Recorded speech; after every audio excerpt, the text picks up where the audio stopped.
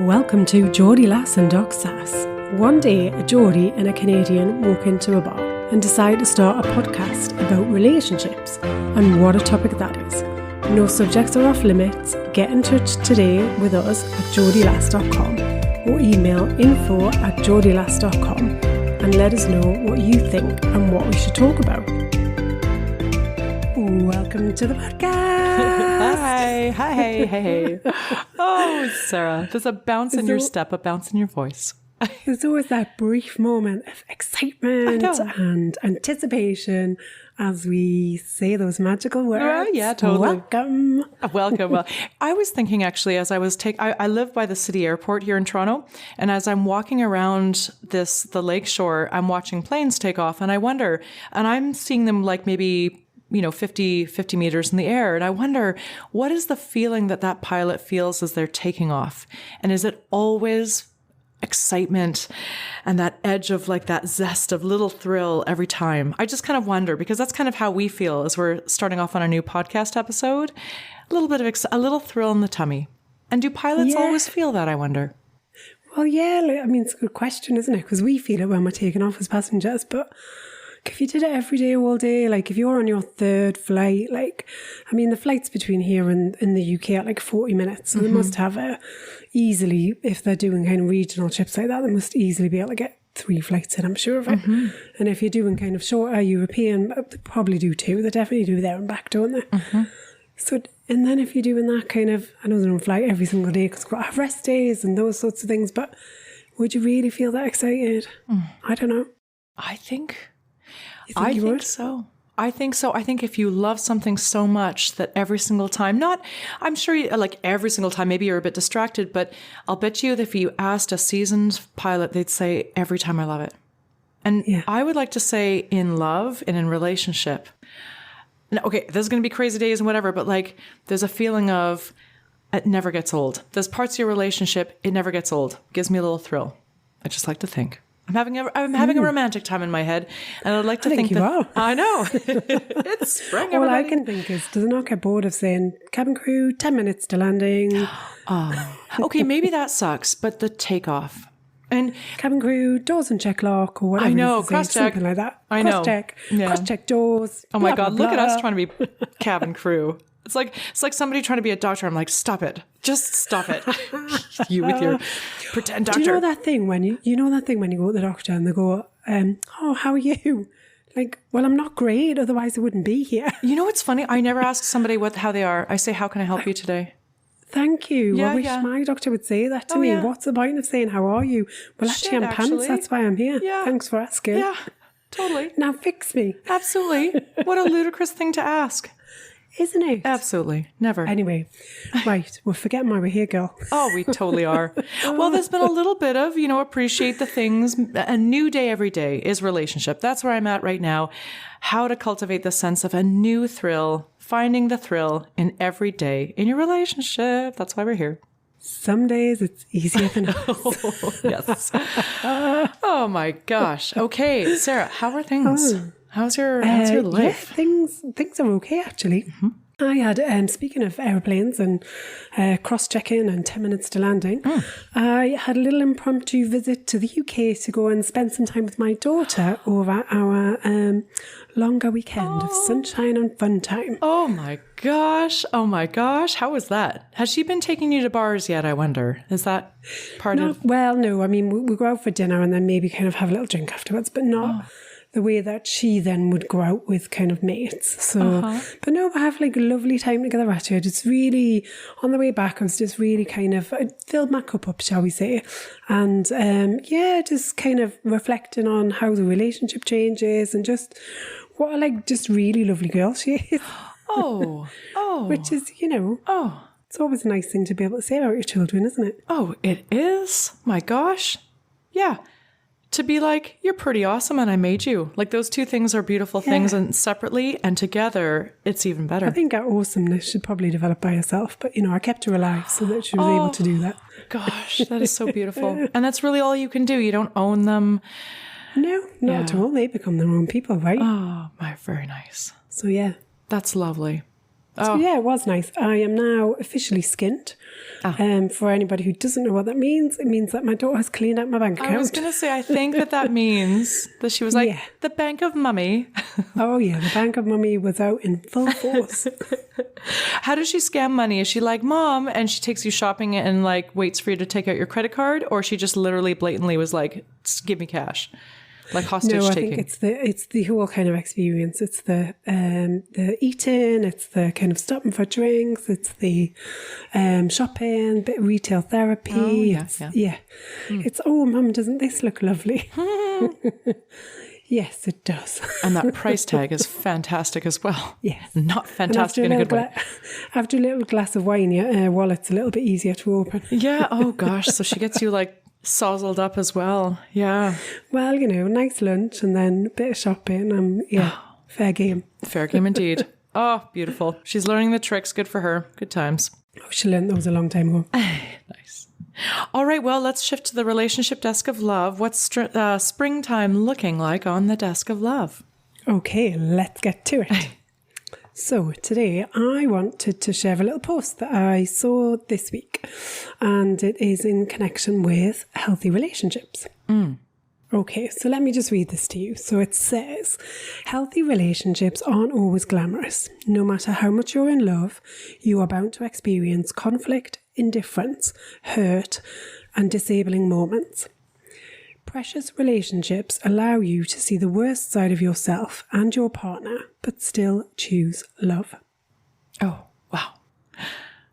Oh, wow. Okay. All right. That's got me a little bit of reality. I'm like, let's take off in the plane of our relationship and feel a thrill every day and a bounce in our step. And now I'm like, oh, shit, just got real. In a good way. Not meant to kind of like burst any bubbles or kind of anything, but I think sometimes a little healthy dose of reality can help to really help us in some of those darker moments that we have where we think, is it just me that can't have a functional relationship? Is it just me that feels like everything's broken? Because we get surrounded by so much false impressions of what relationships are. I just thought actually that presents a really nice healthy balance of the fact that even the best relationships are going to suffer some sort of turmoil, upset, heartache, tough times. And that's healthy and it's normal. And I think we need to appreciate that. Agreed. I think too, there's so many of us who struggle on making the transition between the infatuation phase of love and the mature love, and making that switch. It's sort of like the first, where's the part in the marathon that loses the most people? Like or the attrition, or maybe the first year of college. Most people drop, if you're going to drop out, you're probably going to drop out after the first year of college. I don't know. Yeah. Somebody check the stats on that. It's the first term often. So that's what they say especially when the kids go from Jersey, they have to go to the UK for university. And they often say if they can survive and go back after the first Christmas, because it starts in September, they come home for Christmas and kind of realise, it's lovely at home and everything's done for me, and then they have to go back. And it's quite a miserable time, January, isn't it? So to go back and kind of face that. But you're right, it's kind of the excitement and the anticipation of going, and then the reality of, actually, this is going to be the next 3 years of my life. Oh my gosh. Okay. That is darn near perfect. Oh my gosh, yes. So most of us kind of like peter out in the first 6 months to 2 years when the infatuation phase, and we freak out. A lot of us who have our avoidant and our anxious attachment styles, and we see conflict as a bad sign, as a red flag, when really it's just the little hurdles on the marathon. It's like the Tour de France, and you know that you're going to be getting up these hills. Yeah. And so the hill is not the problem. It's the way that you approach the hill and the mindset. So I completely agree. That's what I'm doing in my between marathon phases of currently, trying to kind of gear up and practice, like I'm training for the marathon of my life. And part of that is looking at the hills and anticipating the problems, anticipating the conflict and so forth and the issues. And so just building my glutes, building my glute strength and my thigh strength to shift down gear and we won't ask how you're building your thigh strength. oh snap, Sarah, coming out frisky out the gate. I thought it was going to be, that's my line. I love it. Yeah, well, thought we're getting there quick. Nice. Good times. Right. Exactly. But I think the key thing for me at the end of that is people see you at the worst. You know, your partner should be the one that sees you at the worst and still chooses you. That's the key thing for me. Oh, yeah. Okay, gosh, I haven't got there yet. Okay, yes. Yes, that's true. I will disclaim, though, that I want to be seen. I want to be able to experience my worst or go to my worst, but I always want to have my partner be that accountability to say, but still maintain a decorum, still maintain, like, you know, you don't have to get, I can be at my worst where I'm at my weakest, but I don't have to get nasty. I don't have to sort of play dirty or punch below the belt.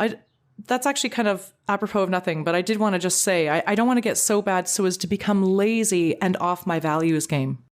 No, not at all. And seeing somebody at their worst isn't necessarily just about that, is it? Sometimes you just go through some really tough times. So, you know, you might be under significant pressure at work and it actually causes you kind of angst and anxiety and, you know, but somebody else, your partner, can still see that and actually kind of be there to support you and may see, you know, a side of you maybe that isn't so nice or not kind of what the thought is signed up to. But the whole thing is, you know, we're a full package. You get everything, and we've got to work with that.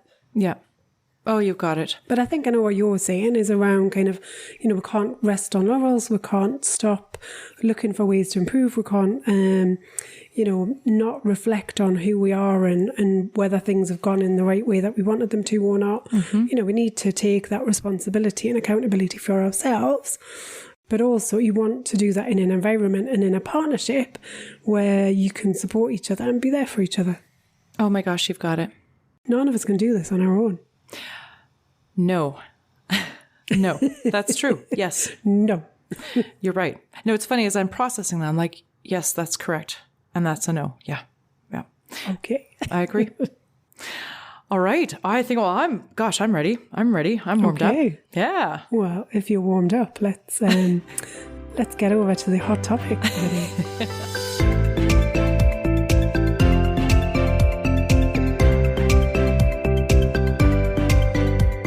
Okay, today's hot topic. Recognizing signs of disrespect in your relationship. You know, right off the bat, I think that, so disrespect, as we coach folks at all stages of the relationship, but generally the tail end, right? And by end, I mean when issues have become so entrenched that people are half out the door when they think to hire a coach, which is okay. I've been there, and that's hard sometimes to sort of bring in help a little earlier. Yeah. That being said, I think that everybody that we talk to sees those signs of disrespect early, but ignores the signs. And whether it be people pleasing or, you know, overlooking things, not seeing them as patterns, seeing them as sort of like outliers, a little bit of naivety, a little bit of ostrich in the sand, whatever it might be. But those signs are usually early days. What would you say? Yeah, I think the other thing is, do we really kind of stop to contemplate what that might look like? You know, if you're not aware of what it looks like, how do you know that it's happening? You know, if we don't really pause and think about, and respect is quite a personal thing, isn't it? So what I see as respect will be different to what you see as respect, different to kind of partners. So we've all got a kind of different barometer or a different level engage in which to kind of to measure that by or to know if it's something that's going to upset us or not. So I think that's the key thing is kind of what's my level of respect? How do I know if my partner is meeting that level or if there are areas where I think actually that's not so great? And I think the other thing I would say is we're not so good at looking at kind of how other people treat us.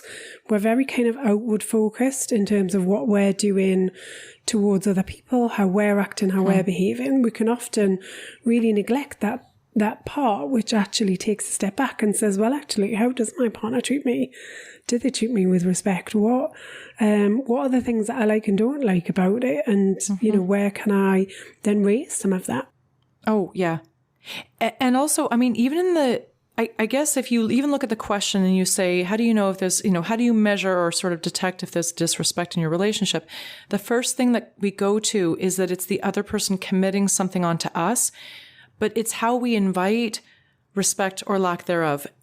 Again, somebody being disrespectful to me, it is very likely, and as I reflect back, a lot of it is because I have invited people to treat me in a certain way. I've taught them to treat me in a certain way, and they didn't know any better. So they went and treated me the way that I taught them, which was disrespectful. So I have been teaching people to disrespect me, just saying.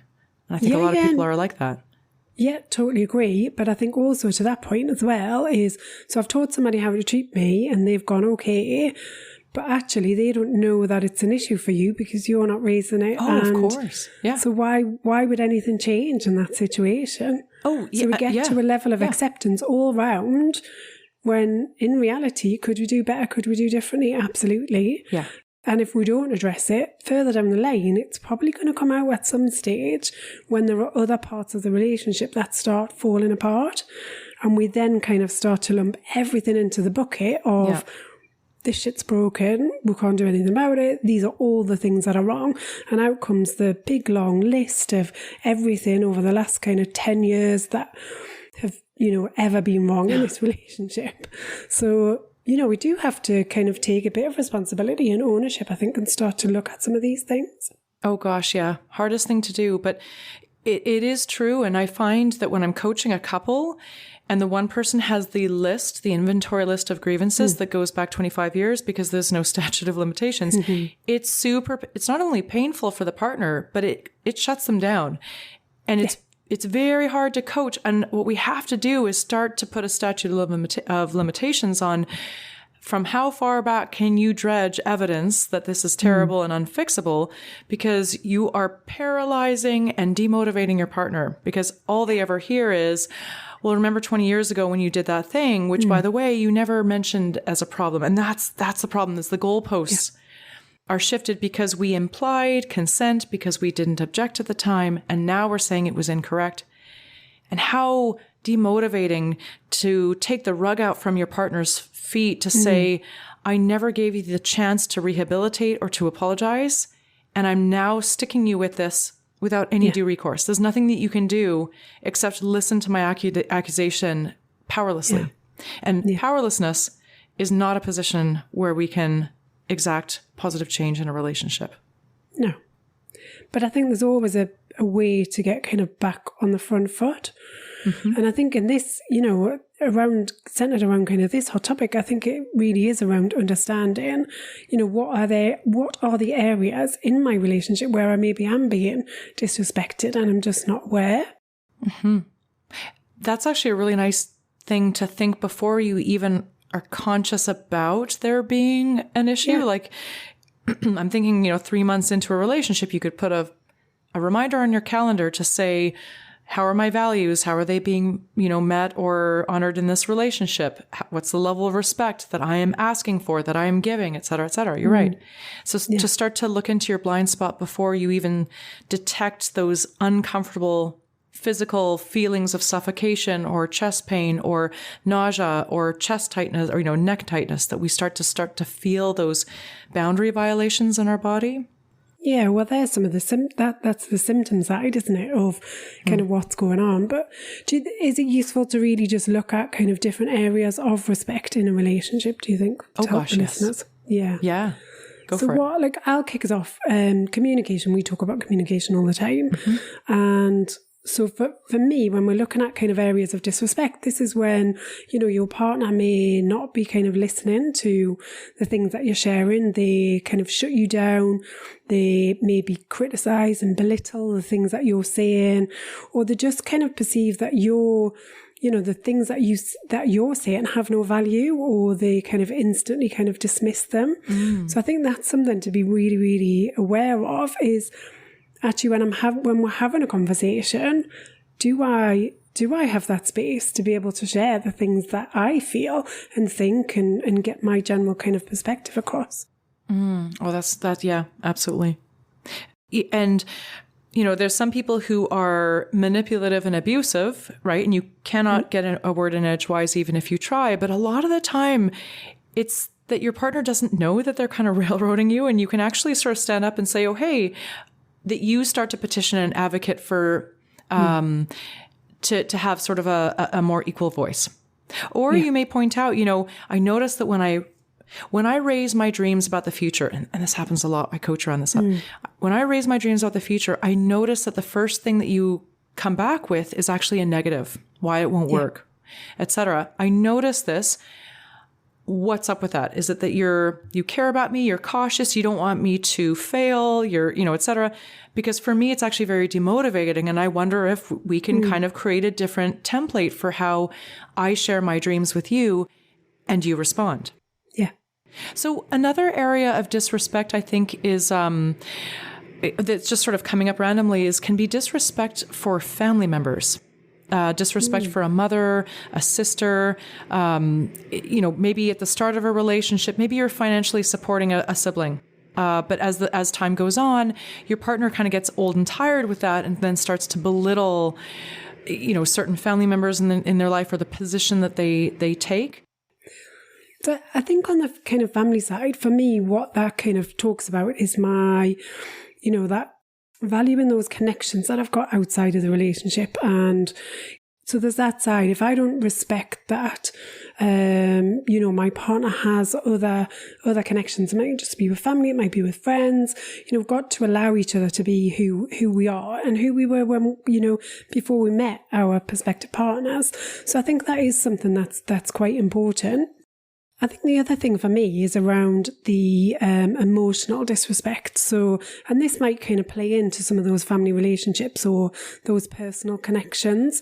If I've got a total disregard for my partner's emotions and I don't really kind of listen to how they're feeling and I don't really kind of respond to that and I don't want to, I'm not there to support them and I just kind of, almost dismiss them like your feelings or your emotions are irrelevant. That for me shows a very strong lack of disrespect for who my partner is and the things that they're going through and then how I need to show up in order to support them and meet them exactly where they're at.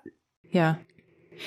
And that's really easy to do when we are at the beginning of a relationship, when we're fueled by that infatuation. We will bend over backwards and over the moon. But that empathy starts to dry out if we don't feed that garden. Yeah. And it becomes increasingly hard to see our partner's point of view. And then we retreat to our point of view because we get this sense of, they're not emotionally invested in me or they trample over my feelings. So I'm going to trample over their feelings or I'm not going to make an effort. Actually just spoke to a client today who is doing some incredible work to realize that the relationship is not 50-50. We don't wait for 50-50 to act. We're striving for 100%, 100%. We're both bringing our 100% because it'll never be 50-50 across the board. And so it's a constant reminder to continue to lean into empathy for our partner, how we feel about their family member or what's important to them or what they brought into the relationship before we were in their lives. How we feel is immaterial. It's how they feel and it's part of their love. We speak in their love language, not in our love language. And I mean, unless there's things that are trampling upon my life, I have to be able to at least for a second step into my partner's shoes and sort of see things from their eyes and see how they're feeling about a situation. I think it's the hardest thing to do though, isn't it? Really, that kind of, because we never really truly know how somebody else is feeling. And it's really, really hard because we spend so much time inside of our head and feeling the feelings that we've got and the thoughts that are kind of, that train of thoughts that are running through our head continuously. Although I do know there are a few people that have no thoughts. Can't quite get that, but anyway. There are a few. Because I'm pretty sure my mind never switches off. That's hilarious, so it's really, really difficult to switch from actually what's in your own head to then what might be going on in your partner's head. So it is a challenge and I totally get that. Yeah. There's so many areas of respect or disrespect. It could be respect for people's finances, respect for digital privacy. Oh my God, huge thing. Just I even had a conversation this weekend about, to hack into your partner's phone or iPad or to not hack into. And I'm a solid hell no. It's a hell no from me too. Right? It's a hell no for, yeah, absolutely. Yeah. I think there are another couple of areas just to kind of finish off this hot topic before we kind of switch to the questions. So you've mentioned boundaries, that kind of real respect for your kind of boundaries and not kind of crossing over those. I think making sure that there's some equity in the relationship. So, you've just said there about like, it being 50-50 or actually should we both be kind of aiming for 100-100.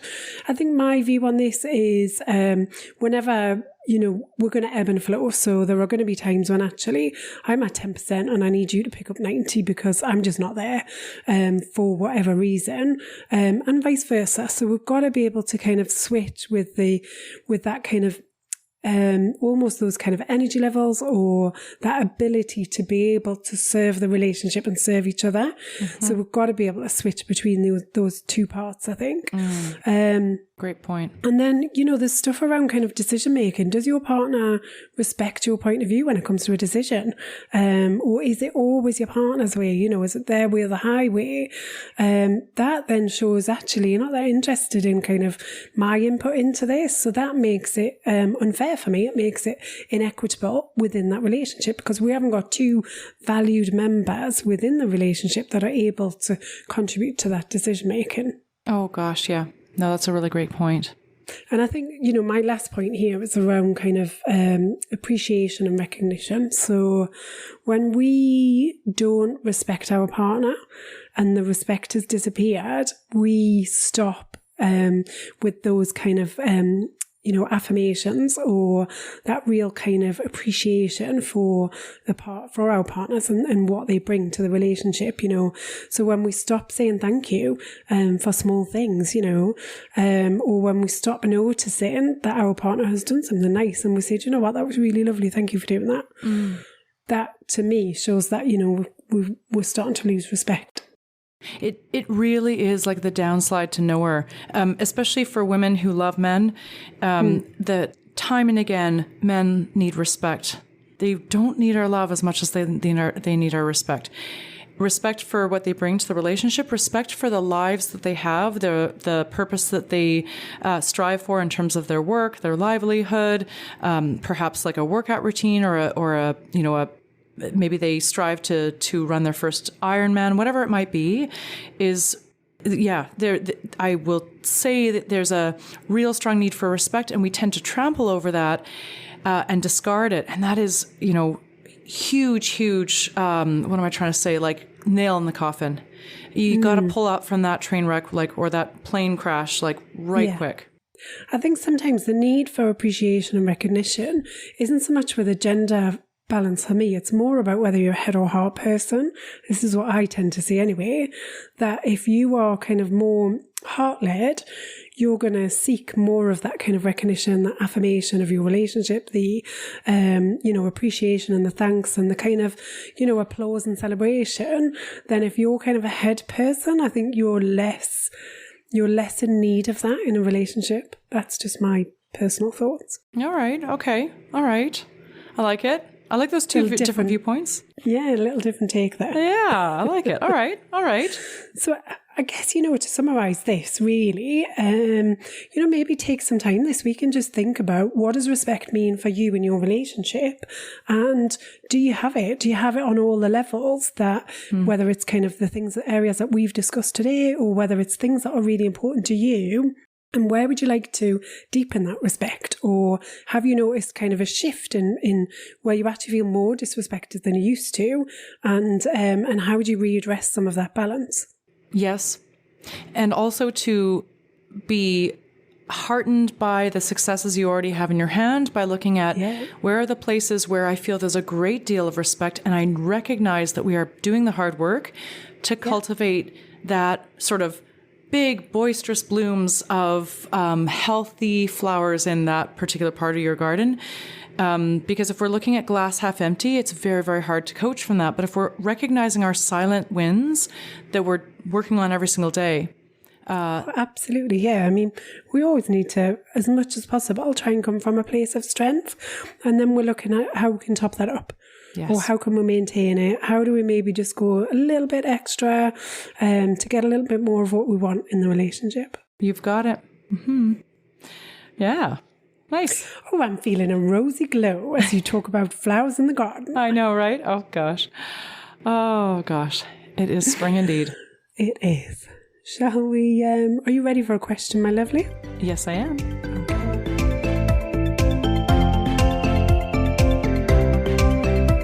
Today's question. How can I live peacefully with my husband when I'm an anxious attachee and he's an avoidant? Oh, God. Bum, bum, bum. Okay. And this is a classic pairing, right? Because when an anxious attached and an avoidant attached person come together, they're reinforcing. The magnetic draw is so much, they're reinforcing the messages that make them anxious or avoidant in the first place. So unfortunately, it's a very, very attractive pairing. Been there, done that. Feels great. So I think first and foremost, I think it's really important to see this as not a bug, but a feature of the whole system, is that it's not a surprise that you're in partnership with somebody with a opposite spectrum insecure attachment style. Just to start that off. Yeah. So, I mean, attachment styles, we've talked a little bit about them on the podcast before.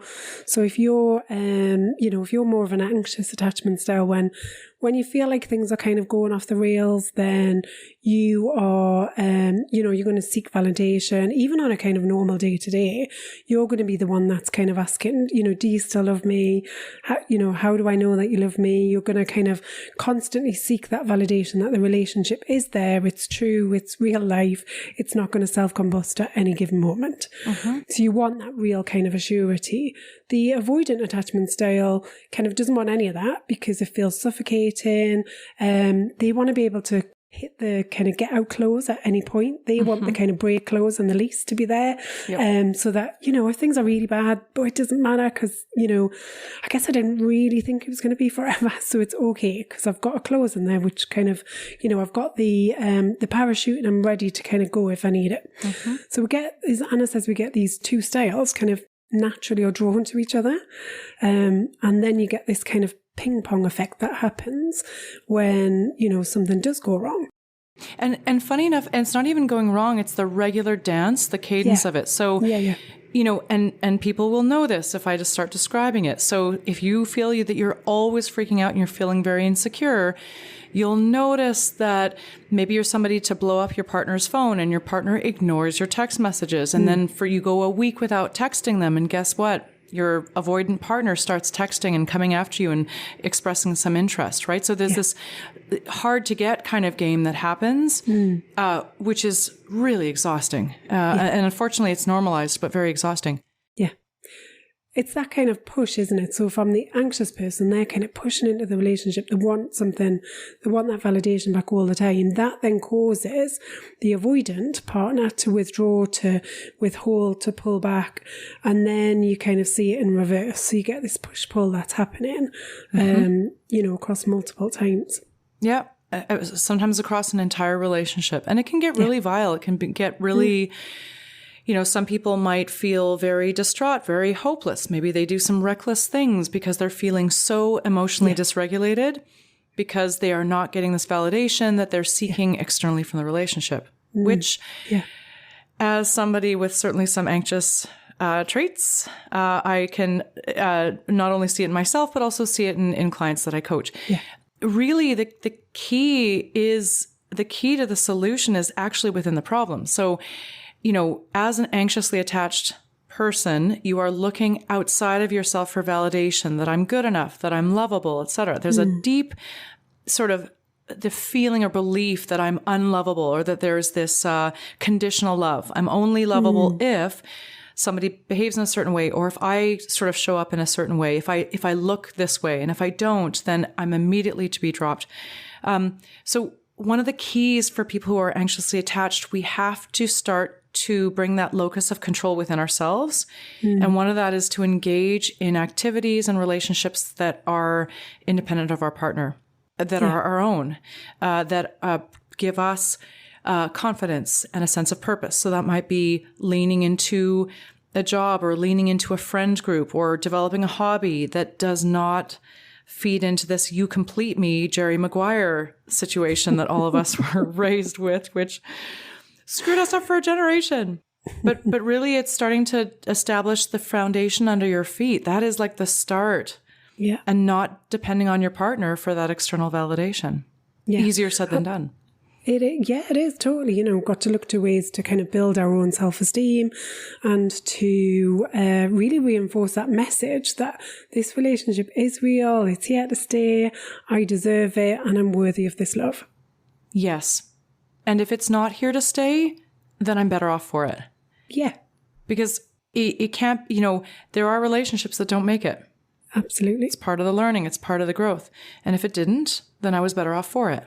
Yeah. Yeah. One of the things I often hear is if my partner didn't ignore me, if they were there for me, if they reassured me more, I would feel better and my anxiety would go away. What do you say to you hear it all the time. What do you say to that? I think that it's probably untrue. So if you naturally have an anxious attachment style, then it doesn't matter how much validation you get, it's probably still not enough for you. Mm-hmm. So I think going back to your point about looking inwards, who am I? What's going to help me to feel more confident, comfortable? What's going to help me feel more secure? And how do I get more of that for me? I think is something that's really key.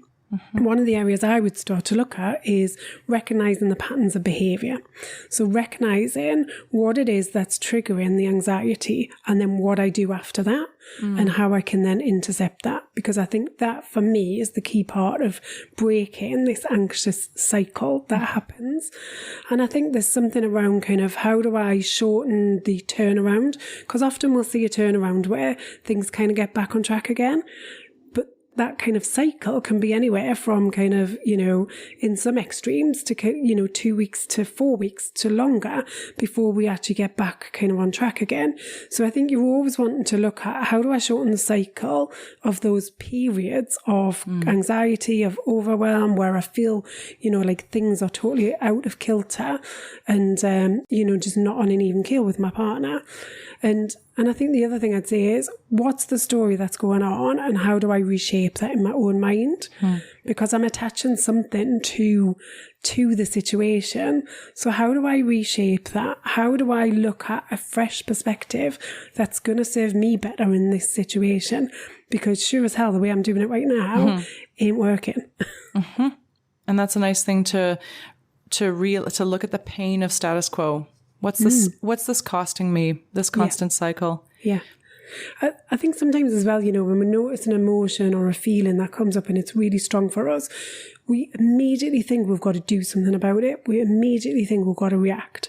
Now, often emotions and feelings are short-lived, so nothing lasts forever. We're only ever in a moment in time. And whilst it might feel uncomfortable and painful and just downright shitty, sometimes we can just sit with that feeling and it will pass. There isn't any action to be taken. And then it's recognizing that. Oh gosh, that has been one of the big, oh my gosh.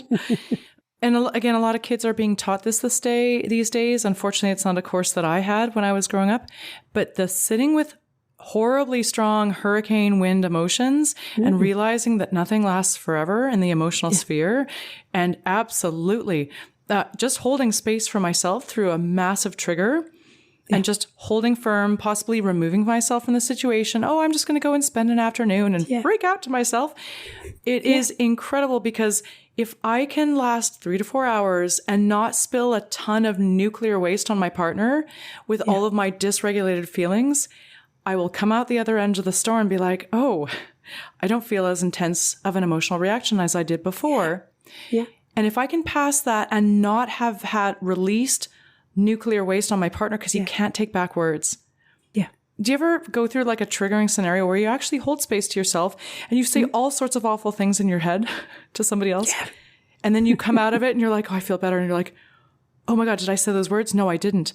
I didn't say them. I thought them.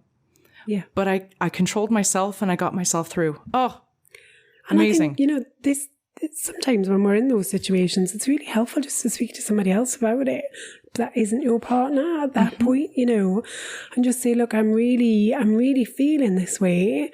And because even just getting those words out can really help just to shift the energy around it and the intensity that we feel in that moment. Absolutely. And that's a great thing that you can tell like a trusted friend to be like, hey, so you know I'm anxiously attached, right? And I have this total narrative of being abandoned and rejected. And I'm probably going to sabotage my relationship to fulfill that message if I'm not careful. Can you be my sort of vent where I can kind of say a whole bunch of mean things, right? And I'm not saying that, like, I might say mean things about my partner to you, but I don't actually mean it. I'm just kind of emotionally dysregulated and freaking out. If you can hold space for me, and then I'll feel better. But sometimes you just need someone to listen. Yeah. While you get it off your chest. Yeah. After that, you go, do you know what? I feel 10 times better now. Yeah. And then you can claim it and be like, I was overreacting. Yes, absolutely. I will say not a lot of friends can hold space. I was just talking to a friend yesterday who, because they're such an empath, they absorb the energy and complaints of their friends. And they've actually had to push back and be like, hey, you know what? I've had a bit of a rough week. I've been hearing a whole bunch of people's grievances about their partner. I'm actually maxed out right now. The parking lot is full. So just, you can always ask permission for a friend. Like, hey, are you, what's your storage space allowance for my emotional wreckage right now? If I can just share. Oh, gosh. All right. Well, that's just me. My emotional wreckage. Yeah. Lots of support, though, for us anxiously attached. Lots of support. Crowdsource, get the hive. It's hard, right? We're not bad people. We go through very, very harsh, vivid emotional experiences. And it's very hard to remember, don't believe everything you feel. Yeah. And it's just about breaking that down one step at a time. Because we're not anyone's style forever. Like, this is the thing. You know, people often think with kind of, you know, when we do assessments or we gauge kind of where we are on a scale or we're given a label or a name, it's kind of like, oh, well, that's just me forever. I have to put up with it. Yeah. It's like so not true. It is possible to move beyond those styles to become, you know, move towards more of a secure attachment style. It is totally possible. You've got it. Because if you look at the relationships you've got with other people, you will have securely attached relationships. Mm-hmm. Wow. Yeah. You've got it. Yeah. So hopefully that helps. There's hope. There is hope. Never give up. Got it. Never give up. Yeah. I like it. Okay. That's a hopeful note to send us off into the week ahead. It certainly is. Yeah. Nice. So, any plans for the week ahead? Oh, that's a good question. I'm continuing to enjoy all the flower gardens and landscaping that's just burst into color and here in Toronto, and everything is so new still. The leaves were just born. There's little duck families that are out on Lake Ontario. So there's little ducks that are teaching their babies how to swim. So they have 5 to 8 little ducklings following them. It is the cutest. Oh, very nice. Very nice. That's what's going on over here. Oh, well, enjoy those moments of spring and summertime. Yeah, exactly. Saving it up for the next winter. Just saying. We're not allowed to mention winter. Correct. Okay. It's a banned word. Correct. Yes. Do you remember when we banned coronavirus from the podcast? We did. We had no more talking of COVID. It's like, no more. We're done. It's not happening. Yeah. This is a COVID-free zone in our podcast. Yeah. Well, we're now in a winter-free zone. Thank you very much. Winter-free. There's no such thing as a temperature below 18 degrees Celsius. No. 68 for the Americans. So, till next time. Till next time. So that's it for another week of Geordie Lass and Doc Sass. We hope you've enjoyed listening as much as we've enjoyed chatting. Get in touch and share your questions for relationship remedies and any hot topics you want us to cover. If you need help navigating all things relationships, Anna and Sara are available for one-on-one coaching support. Email info@geordielass.com. Please remember to like, share, subscribe if you've enjoyed listening. And if you've not, how on earth have you made it this far? I promise we'll try harder next time.